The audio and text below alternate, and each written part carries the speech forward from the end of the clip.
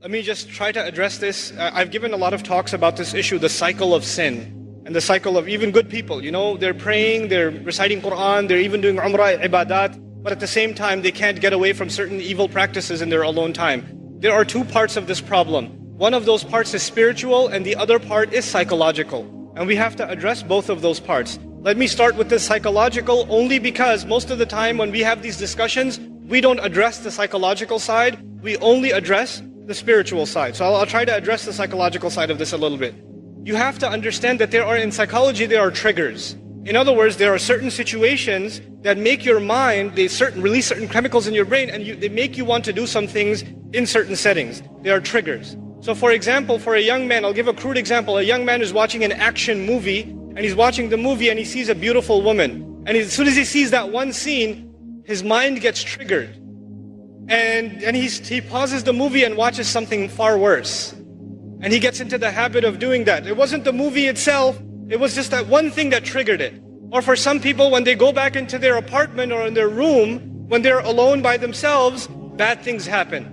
When they're by themselves. And when they're at the masjid, obviously it doesn't happen. When they're with their friends, it doesn't happen. When they're on their own, it happens. So the first bit of advice for everyone here and myself is you have to identify, when does the sin happen? When I'm by myself.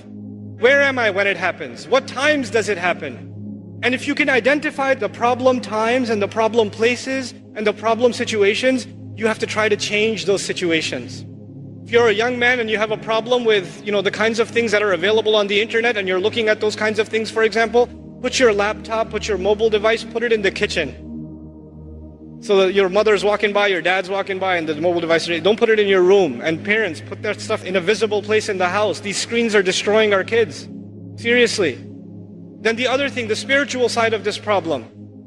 It is normal for a human being to make tawbah to Allah and then go back and do the sin again because we are khatta'un. The Rasul of Allah ﷺ described us not as khati'un, but khatta'un. Kullu bani Adam, khatta'un. And khatta' is a sighatul mubalagha. It's called the hyperbolized state. What that means in simple English is the one who repeats mistakes over and over and over again. Like a khabbaz makes bread over and over again. A khatta' makes mistakes over and over again. So that will happen. It's inevitable that some sin will occur over and over again. However, if in the back of your mind, the moment you made tawbah, you are already thinking about 3 weeks from now, I'm going to be doing this again anyway.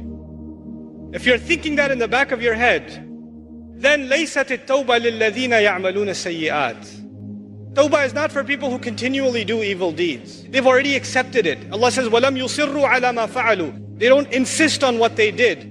In other words, you have to make a serious, verbalized, conscious commitment. This has to stop.